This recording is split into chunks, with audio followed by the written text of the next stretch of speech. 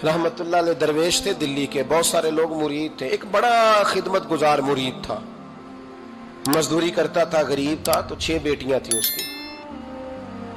हजरत साहब के पास रोज आके कहता, हुजूर बच्चियों के लिए दुआ करें, अल्लाह कोई असबाब पैदा कर दे। एक बच्ची की शादी का खर्चा 1000 दिनार है और मैं गरीब हूं। हजरत साहब दुआ कर देते।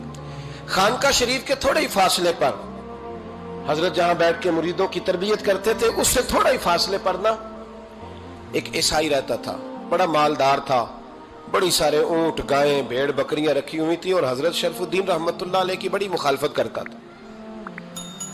और ये जो आपका गरीब मुरीद था, ये उसका पड़ोसी था। एक दिन बुला के ना उनको कहने लगा कि तू किधर जाके जो है वो टकरे मार रहा है, वहां से कुछ नहीं मिलने वाला। वो तुझे क्या देंगे जिनकी खानका खुद चंदे पे चलती है, मदरसा चंदे पे चलता है, मस्जिद चंदे पे चलती है, तेरी बेटी का मामला कहां हल होगा? तो उस दरवेश ने कहा कि तू मेरे पीर को नहीं जानता, तू अजय मेरा महबूब नहीं डिठा, तो पता नहीं ना, तू इस रस्ते का मुसाफिर नहीं, तू नहीं जानता, उनका बस चले ना तो वो हर कीमत में मेरी बेटियों की शादी करा दे।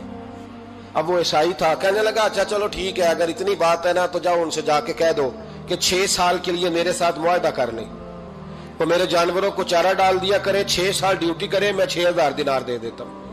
वो मेरे साथ 6 साल मेरे जानवरों को चारा डाले, रखते हैं ना आप चारा डालने के लिए, एडवांस पैसे दे के। अब तो लोग उन्हें भी गुलाम ही बना लेते हैं, बड़ी थोड़ी तनख्वाह देते हैं, जुल्म करते हैं, पूरा मुआवजा नहीं देते। हजरत शेख शरफुद्दीन के बारे में वो कहने लगा, जब अपने पीर से जाके कह के मेरे जानवरों को 6 साल चारा डाले, मैं 6000 दे देता हूं, तू जो कहता है हर कीमत पे जाने को तैयार है। उसने जब ये बात की तो मुरीद ने नाराज हो गया, वो लड़ाई हो गई, गिरबान पकड़ लिया, झगड़ा हुआ, बात बड़ी दूर गई। इस तरह की बात करता मेरे हजरत के बारे में, तेरे जैसे कई मैं वहां काम पे रखा दूं। जब वो बड़ी बहस हुई, बात मोहल्ले में, इलाके में फैल गई, दुनिया ने सुन ली, तो शेख शरफुद्दीन तक भी पहुंच गई। इस तरह झगड़ा हुआ है। लोग सो गए इशा की नमाज के बाद। हजरत साहब ने ना सर पे कपड़ा लिया, उस ईसाई के दरवाजे पे दस्तक दी, वो बाहर आया, फरमाने लगे लोग तो सोच समझ के मुलाजम रखते हैं, तूने भी तो सोच ही लिया होगा, तभी तो मुझे ऑफर की है। तू अपनी ऑफर पे कायम है? वाकई मुझे रख लेगा और 6000 दिनार दे देगा? कहने लगा जा बाबा काम कर अपना। फरमाया नहीं, तूने इतने लोगों में बात की, इतनी बहस हुई, तो कायम है? कहने लगा मैं तो कायम हूं, पर आपने नहीं कायम रहना। फरमाया मैं सोच समझ के आया हूं। उसने कहा आप ड्यूटी करेंगे, भैंसों को चारा डालेंगे? फरमाया एक शर्त, बस जब अजान हो जाए ना तो मुझे रब की नमाज पढ़ने की इजाजत दे देना, बाकी सुबह शाम जो तू कहेगा। अगर उस गरीब की बेटियां ब्याही जाए तो मुझे और क्या चाहिए? उसकी 6 बेटियों का बोझ है उसके सर पे, तू मुझे रख ले। अल्लाह अकबर। वो कहने लगा चले पे मेरे साथ खते बंदगी कर ले। आजकल हम स्टाम करते हैं, उस जमाने में खते बंदगी होता था, गुलामी का खत, काजी शहर के पास, यानी उसका ख्याल था कि चलो स्टाम की बात करूंगा तो भाग जाएंगे। फरमाया चल मैं तैयार हूं। काजी तक गए, तय हो गया, 6000 दिनार दे दिए। हजरत ने मुरीद को बुलाया, फरमाया पुत्र ये ले जा, जा मेरी बेटियों को रवाना कर दे। कहने लगा हुजूर ये क्या कर रहे हो आप, कुछ सोचे? फरमाया यार जब तुझे बेटा बना लिया तो फिर मेरी पोतियां तो लगती हैं ना, मेरा हक तो बनता है ना, जा जाके ड्यूटी कर, उनको ब्याह दे। बात फैल गई। बादशाह भी अकीदतमंद था, वो 12000 दिनार लेके पहुंचा। क्या बताऊं इन रब के बंदों का दिल कैसा होता है, क्या दर्द होता है, क्या रंग। 12000 दिनार लेके बादशाह आया और आके हजरत को पेश किए, का हुजूर आप दें इस ईसाई को, डबल दें और जाए काम करें। आप फरमाने लगे तू पैसे दे, शर्तें ना लगा, मेरा जहां दिल करेगा मैं खर्च करूंगा, मुझे तो मजा ही अब आने लगा है, अभी तो लुत्फ आ रहा है, अभी तो जायका आया है कुछ करने का, पैसे देने हैं तो दे, पाबंदी ना लगा, जहां मेरा दिल करेगा मैं। उसने कहा हुजूर ठीक है रख ले। हजरत ने फजर मस्जिद में पढ़ी, जेब में 12000 दिनार थे, ऐलान फरमाया भी किसी और की बेटी भी बैठी है तो पैसे मेरे पास है। वो 12000 दिनार भी बांट दिया और 12000 दिनार बांट के ना तो फिर चले गए खेत में चारा काटने। उस ईसाई को किसी ने बतलाया कि उनके पास तो 12000 आया है, पर तुझसे जान नहीं छुड़ाई उन्होंने, कि वादा ये हुआ था कि 6 देंगे तो जाएंगे, जब तक देंगे नहीं तेरे घर में काम करेंगे। वो ना चारा काट रहे थे, हजरत साहब तो वहां पहुंच गया, दूर जाके खड़ा हो गया, कहने लगा बाबा پہلے تو میں نے مسلمانوں کے اخلاق سنے تھے، اب تو میں نے دیکھ بھی لیے. پر یہ بتا جب 12,000 آیا تھا جان کیوں نہیں چھڑائی؟ تو حضرت چارہ کاٹتے کاٹتے رو پڑے. فرمانے لگے تو نہیں نہ جانتا یہ بیٹیاں سانجھی ہوتی ہیں، پتہ نہیں نا. میرے رسول پاک نے تو حاتم تائی کی بیٹی کے سر پہ کپڑا رکھ کے کہا تھا بیٹیاں برابر ہوتی ہیں. تو یہ نہیں پتا جب اس کی 6 بیٹیوں کی شادی ہوئی ہے میرے اندر روحانیت کتنی بڑی ہے. فرمایا پھر 12,000 آیا ہے تو 2-4 بچیاں پھر گئی ہیں. تجھے نہیں پتا میں اندر سے راضی کتنا ہوں، میں تیری نوکری کرتا رہوں گا، پتہ نہیں اللہ کتنی بیٹیوں کو بیاہ دے گا. اتنا رویا وہ عیسائی کے پیروں میں بیٹھ گیا، کہنے لگا بابا میں نے تیری مخالفت کی ہے پر تیرے قریب آ کے پتہ چلا ہے کہ تو بہت اونچے اخلاق کا مالک ہے، اور اگر تیرا یہ مقام ہے تو تجھے اخلاق سکھانے والے محمد عربی کی شان کتنی ہوگی. ظالم کی بولیے جاتے نہیں لوگ جھوٹے گواہ بن کے.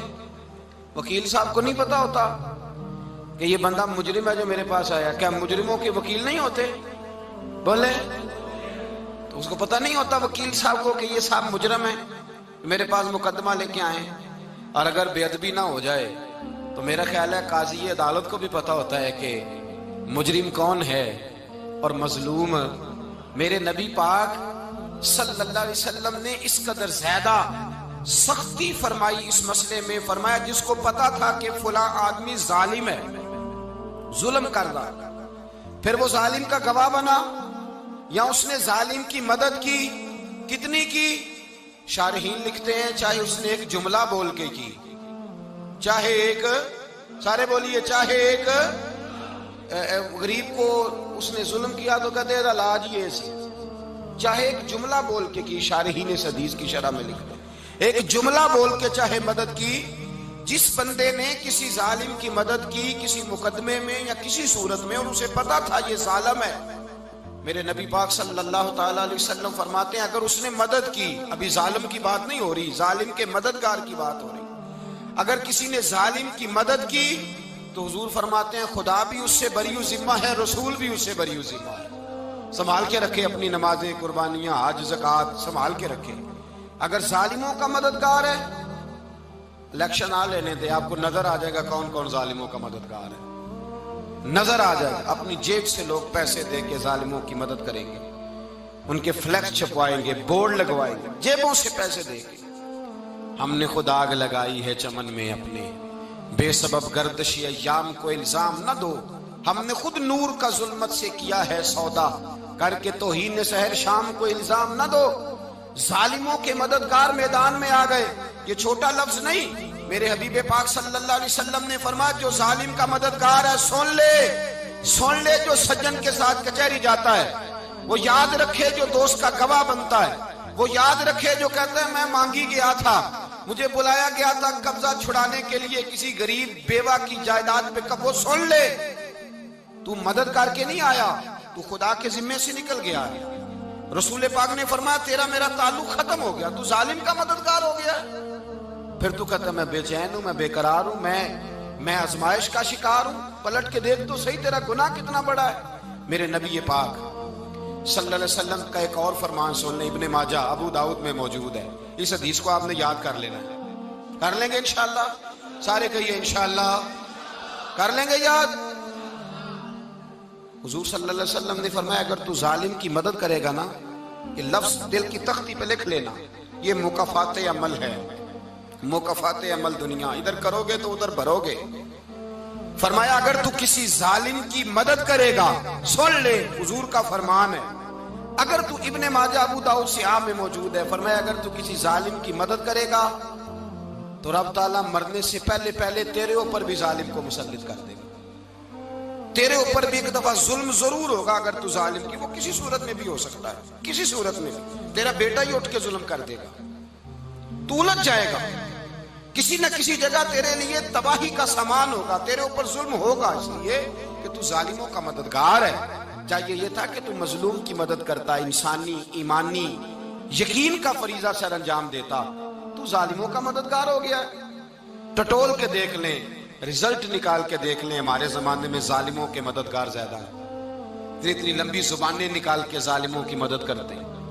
بڑے بڑے کالم نویس اللہ نے انہیں قدرت دی لکھنے کی، تو اپنا قلم ظالموں کی مدد میں خرچ کرتے ہیں۔ وہ لوگ جن کو اللہ تبارک و تعالیٰ نے قدرت دی، ہمت دی، طاقت دی، کچھ لوگ ان کے حلقہ احباب میں، وہ اپنے لوگوں کو استعمال کر کے ظالموں کی مدد کرتے ہیں، ظالموں کی مدد کرتے ہیں۔ میرے نبی کریم سید عالم نور مجسم صلی اللہ علیہ وسلم نے فرمایا، اگر تو نے ظالم کی مدد کی تو جب تک تو توبہ نہیں کرے گا رب تجھ سے ناراض ہی رہے گا۔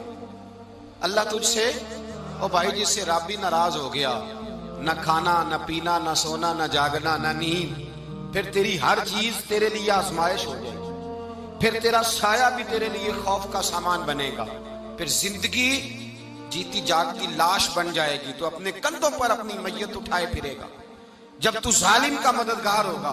اور نبی پاک صلی اللہ علیہ وسلم نے فرمایا، ظالموں کا مددگار بھی ظالم ہوتا ہے، ظالموں کا مددگار بھی، سارے بولے، ظالموں کا مددگار بھی نہیں، کو نہیں، آپ سارے نہیں بولے، ایک دفعہ بولے، ظالموں کا مددگار بھی، پکی بات ہے، ظالموں کا مددگار بھی۔ اللہ اکبر، جس کا یارانہ ہو، جس کا دوستانہ ہو، جو کہے میں نے نا اس کو اوکھے ویلے کے لیے ظالم کو یاد رکھا ہوا ہے۔ کبھی مشکل میں رکھے نہیں ہوئے لوگوں نے ظالم دوست، کہتے میں نے رکھے ہوئے ہیں، بلکہ ہمارے دیہات میں تو کہتے ہیں میں نے بازو بنائے ہوئے ہیں۔ کس کو بازو بنا لیا؟ ظالم بھی کبھی بازو ہوتا ہے، جو ظلم کی تلوار لیے میدان میں کھڑا ہے۔ قارون، حامان، فرعون، نمرود کا حال نہیں لوگوں نے دیکھا؟ اپنے زمانے میں آپ نے کتنے لوگ نہیں دیکھے جن کے سائے سے، آواز سے لوگ کانپتے تھے؟ پھر پولیس کی گاڑیوں میں وہ اس طرح مردہ پڑے کہ دنیا نے تماشا دیکھا ان کا۔ یہ رنگ ہم نے دیکھے نہیں اپنے آنکھوں سے۔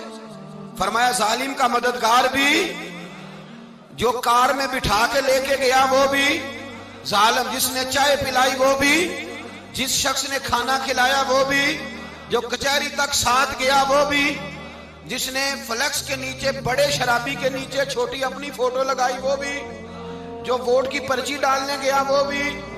کہہ دینا باہر نکل کے کہ حضرت صاحب نے سیاسی تقریر کی ہے، کہہ دینا، پر بات تو سچی ہے نا۔ خوگرے حمد سے تھوڑا سا گلا بھی سن لے، خوگرے حمد سے تھوڑا سا بھی گلا۔ امام مالک کے پاس ایک بندہ آیا، اس نے کہا حضور میں درزی ہوں، ایک ظالم بادشاہ مجھ سے کپڑے سلواتا ہے، میں تو ظالموں کا مددگار نہیں نا۔ ایک ظالم بادشاہ مجھ سے، حضور میں تو مددگار نہیں نا ظالموں کا۔ جو فرمایا ظالموں کا مددگار بھی ظالم ہوتا ہے، تو کپڑے لے کے آتا ہے، میں سی کے دے دیتا ہوں، ذمہ داری نہیں۔ یہ ایک آدمی دکاندار ہے، اس سے کوئی بندہ چیز خریدنے آئے گا تو تھوڑی کہے گا میں نے نہیں دینی، تو دے گا۔ کوئی بندہ اگر کسی شخص سے کوئی کام کہتا ہے جو اس کی فیلڈ ہے، اس کا شعبہ ہے، اس کا معاش کا وہ سلسلہ ہے، کہتے ہیں یا رسول اللہ صلی اللہ علیہ وسلم ظالموں کا مددگار بھی ظالم، حضور نے فرما دیا۔ تو امام مالک سے بندے نے مسئلہ پوچھا، دل کی تختی پہ لکھنے والی باتیں ہیں، کہا حضور میں درزی ہوں، ظالم کپڑے سلواتے ہیں، میں تو مددگار نہیں نا۔ امام صاحب کہنے لگے نہیں، مددگار تو وہ ہوگا جو تجھے سوئی دھاگا فراہم کرے گا، تو تو پورے کپڑے سی کے دیتا ہے، تو خود بہت بڑا ظالم ہے، تو پورے سوٹ سی کے دیتا ہے، تو بہت بڑا ظالم خود ہے۔ مددگار تو وہ ہوگا جو تجھے دھاگا دے گا، جو تجھے بٹن دے گا، جو تجھے نلکی دے گا۔ جو ظالم سے اتنی نفرت ظلم کر کے بندہ ہے، یہاں تو ہمارے زمانے میں ہیرو بن جاتے ہیں لوگ، ظالم ہیرو ہے، لوگ اس سے ڈرتے پھرتے ہیں، گھومتے پھرتے ہیں، اور بہت سارے کم مزاج لوگ اس کے پیچھے ہاتھ باندھ کے پھرتے ہیں۔ ظالموں کی مدد کرنا، ظالموں کے ساتھ رہنا، یہ ظلم ہے، ظلم، یہ زیادتی ہے۔ میرے نبی پاک صلی اللہ تعالی علیہ وآلہ وسلم نے ارشاد فرمایا، یاد رکھو رب فرماتا ہے میں مظلوم کی مدد ضرور کروں گا، چاہے جلدی کروں چاہے دیر سے کروں، میں مظلوم کی مدد۔ اور حضور صلی اللہ علیہ وسلم نے فرمایا ہے، حضرت معاذ بن جبل کہتے ہیں حضور نے مجھے یمن کا گورنر بنایا، جب میں جانے لگا نا تو حضور نے بڑی نصیحتیں کی، بخاری میں موجود ہے، فرماتے ہیں جب میں پلٹنے لگا تو میرے رسول نے فرمایا معاذ ایک منٹ ٹھہر جا، ایک بات میری یاد رکھنا، اس کو نہ بھولنا۔ کہا حضور کیا؟ فرمایا دیکھنا کسی پہ ظلم نہ کر بیٹھنا، کہیں تجھ سے زیادتی نہ ہو جائے۔ محبوبہ پھر حضور نے فرمایا سن میرے معاذ، میں تجھے گورنر بنا رہا ہوں، زیادتی نہ کر بیٹھنا۔ یا رسول اللہ صلی اللہ علیہ وسلم کیا ہوتا ہے؟ تو میرے کریم نے فرمایا جب مظلوم دعا کے لیے ہاتھ اٹھاتا ہے تو عرش کا مالک کہتا ہے فرشتوں پیچھے ہٹ جاؤ، عرش کا مالک کہتا ہے فرشتوں پیچھے ہٹ جاؤ۔